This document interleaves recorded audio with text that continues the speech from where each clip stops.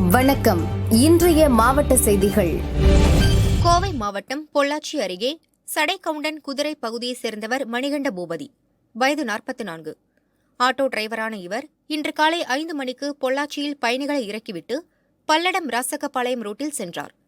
நடு ரோட்டில் கொட்டப்பட்டிருந்த தார் கலந்த ஜல்லிக்கற்கள் மோதி ஆட்டோ கவிழ்ந்தது. இதில் பலத்த காயமடைந்த மணிகண்ட பூபதி ஸ்பாட்டிலேயே பலியானார். ஜல்லிக்கற்களை கொட்டிய நெடுஞ்சாலைத்துறை அதிகாரிகள் மீது நடவடிக்கை எடுக்கக் கோரி ஆட்டோ டிரைவர்கள் மற்றும் பொதுமக்கள் மறியலில் ஈடுபட்டனர். பல்லடம் ரோட்டில் அதிக அளவு வேகத்தடைகள் உள்ளன. அதில் ஒளிரும் ஸ்டிக்கர்கள் இல்லை. விபத்தை தடுக்க போடப்பட்ட வேகத்தடையே விபத்துகள் ஏற்பட காரணமாக உள்ளதாக குற்றம் சுமத்தினர். மகாலிங்கபுரம் போலீசார் பேச்சுவார்த்தை நடத்தினர். உரிய நடவடிக்கை எடுப்பதாக கூறினர். திருச்சி மாவட்டம் திருவெரும்பூர் தொகுதியில் குண்டூர், சோழமாதேவி பஞ்சாயத்து அலுவலகங்கள் புதிய ரோடு மற்றும் பஸ் சேவையை அமைச்சர் மகேஷ் இன்று துவக்கி வைத்தார். அமைச்சர் திறந்து வைத்த சோழமாதேவி ஊராட்சி அலுவலகம் 24 லட்சம் ரூபாய் மதிப்பில் கட்டப்பட்டது. திறந்த முதல் நாளே அலுவலக சுற்றுச்சுவர் பல இடங்களில் விரிசல் அடைந்தும் 2ஆக பிளந்தும் நிற்கிறது. எப்போது வேண்டுமானாலும் விழும் அபாயத்தில் காட்சியளிக்கும் பஞ்சாயத்து ஆபீஸை பார்த்த மக்கள் அதிர்ச்சி அடைந்தனர். உடனே சீரமைக்க வலியுறுத்தினர்.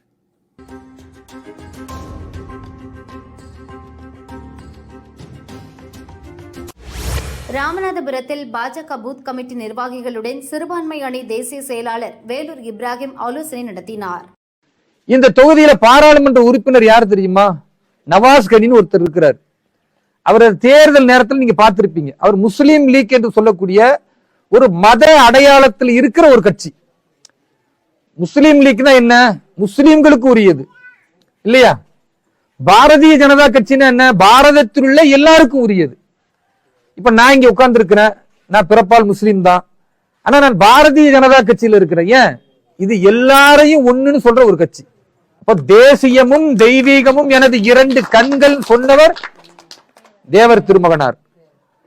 இந்த மண்ணில் அப்படிப்பட்ட ஒரு மாபெரும் தலைவர் இருக்கும் பொழுது தேசியத்தை தன்னுடைய உயிர் மூச்சாக கொண்டு இந்த தேசத்தை எதிரிகளிலிருந்து காப்பதற்கு, வல்லரசாக உருவாவதற்கு அணு ஆயுதத்தை தயாரித்த அப்துல் கலாம் ஐயா பிறந்த இந்த மண்ணில ராமேஸ்வரத்தில் இருக்கக்கூடிய திருத்தலங்கள், புனித கோவில்கள் இருக்கிற இந்த மண்ணில முஸ்லீம்களை தவிர வேற யாரையும் கட்சியில சேர்க்க மாட்டோம்னு சொல்ற ஒரு மத அமைப்பான முஸ்லீம் கட்சியிலிருந்து ஒரு நவாஸ் கனி என்ற ஒரு எம்பி, அந்த எம்பியை தேர்ந்தெடுத்து வைப்பதற்கு காரணமா இருந்தவர் கடவுள் நம்பிக்கை மறுக்கிற கூட்டமா இருக்கிற இந்த திராவிட கூட்டமும் திமுகவுடைய கூட்டமும்.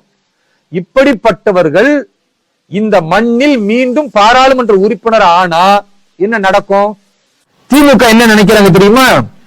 நீங்க என்ன வேணா பேசுங்க, என்ன பண்ணுவீங்க? நீங்க பெருசா தயிர் சோறு கொடுப்பீங்களா? எலெக்ஷன் பிரச்சாரத்தில் உங்க ஆளுங்களுக்கு புளியோதரை கொடுப்பீங்களா? நாங்க மட்டன் பிரியாணி கொடுப்போம். மட்டன் பிரியாணிக்காக எங்க ஆளு ஓட்டு போட்டுருவாங்க. மட்டன் பிரியாணிக்காக பெண்கள் ஓட்டு போடுவாங்க. ஆம்பளைக்கு மட்டனோட சேர்ந்து 2 கோட்டரை கொடுக்கிறோம்.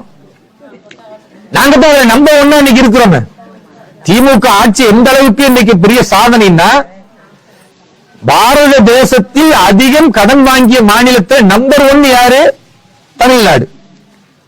பாரத தேசத்திலே சாராயம் வித்து பெருமையோடு 40,000 கோடியை தாண்டி நாங்கள் 45,000 கோடியை தொட்டுட்டோம் சொல்ற பெருமை மிகு மாநிலம் எது? தமிழ்நாடு.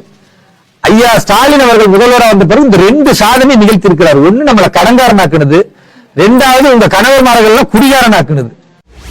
துபாயிலிருந்து 164 பயணிகளுடன் இண்டிகோ விமானம் சென்னை நோக்கி வந்து கொண்டிருந்தது. நடுவானில் பறந்தபோது 25 வயதான முகமது அசாருதீன் என்ற பயணி திடீரென ரகளையில் ஈடுபட்டார். சக பெண் பயணியை அச்சுறுத்தும் வகையில் நடந்ததால் பரபரப்பு ஏற்பட்டது. உடனே சென்னை விமான நிலைய கண்ட்ரோல் ரூமுக்கு பைலட் தகவல் தெரிவித்தார். பாதுகாப்பு அதிகாரிகள் தயார் நிலையில் இருக்கும்படி கேட்டுக்கொண்டார். அதிகாலை 2:30 மணிக்கு விமானம் தரையிறங்கியது. தயாராக இருந்த இண்டிகோ ஏர்லைன்ஸ் பாதுகாப்பு அதிகாரிகள் அசாருதீனை மடக்கி பிடித்தனர். தங்கள் அலுவலகத்திற்கு அழைத்து சென்று விசாரித்தனர். அவர் திருவாரூரைச் சேர்ந்தவர் என்பதும் துபாய் டிபார்ட்மெண்ட் ஸ்டோரில் வேலை பார்த்ததும் தெரியவந்தது. விசாரணைக்கு பின்னர் சென்னை ஏர்போர்ட் போலீசாரிடம் அவரை ஒப்படைத்தனர். விசாரணை தொடர்கிறது. தமிழ்நாடு கிரிக்கெட் சங்கம் சார்பில் முதல் முறையாக பெண்களுக்கான மாநில கிரிக்கெட் போட்டி நடக்கிறது. முதல் சுற்று போட்டிகள் முடிந்துவிட்டன.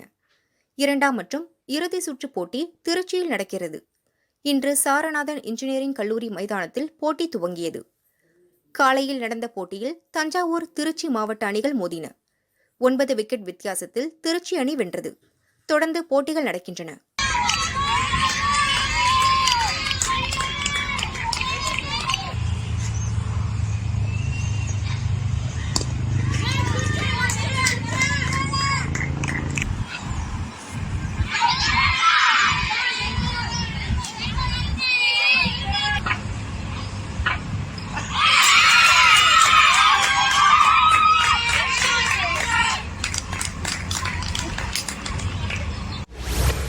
கேரள மாநிலம் திருவனந்தபுரம் அருகே உள்ள கல்லுமூடு பகுதியைச் சேர்ந்தவர் நிகில், வயது 24. அங்குள்ள கூட்டுறவு சங்கத்தில் வேலை பார்க்கிறார். இவர் தனது நண்பர்கள் 5 பேருடன் கன்னியாகுமரிக்கு சுற்றுலா வந்தார். வெள்ளிக்கிழமை பொழிமுகம் பகுதியில் உள்ள லெமூர் பீச்சில் உற்சாகமாக குளித்து செல்ஃபி எடுத்து விளையாடினர். அப்போது திடீரென வந்த ராட்சத அலை நிகில் உட்பட 3 பேரை இழுத்து சென்றது. உயிருக்கு போராடிய இளைஞர்களை உள்ளூர் மக்கள் காப்பாற்ற ஓடி வந்தனர். நிதின், கோகுல் ஆகிய 2 பேரை பத்திரமாக மீட்டு கரைக்கு கொண்டு வந்தனர். நிகிலை உடனடியாக மீட்க முடியவில்லை. நீண்ட நேரம் தேடியும் அவரை காணவில்லை. இன்று 2வது நாளாக அவரை தேடும் பணியில் கடலோர காவல் படையினர் ஈடுபட்டுள்ளனர். நிகிலின் உறவினர்கள் லெமூர் பீச் வந்தனர். அவர்கள் கண்கலங்கி நிற்கும் காட்சி சோகத்தை ஏற்படுத்தியது.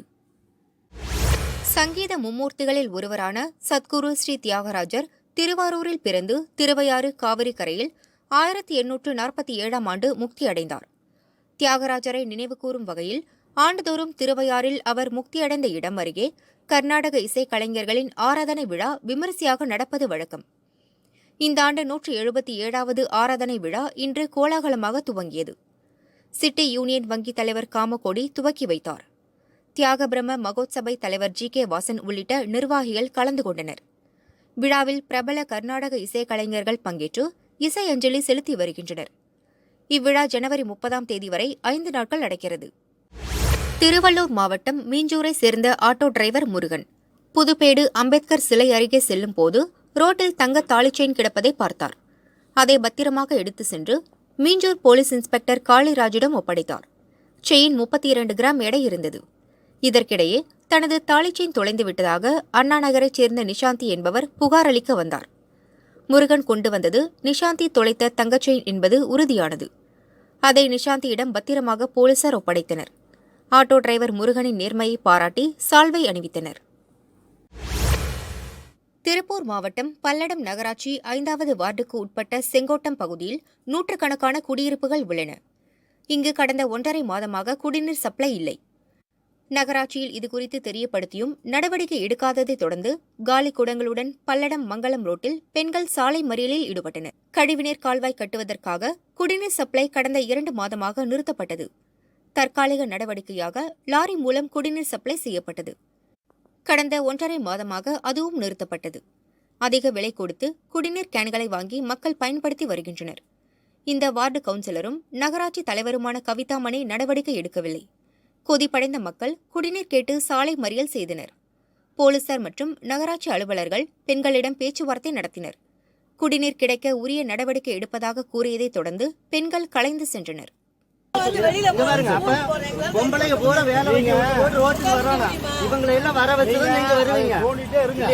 இன்னும் 5 வருஷத்துக்கு தோணுங்க. அதை பத்தி கவலை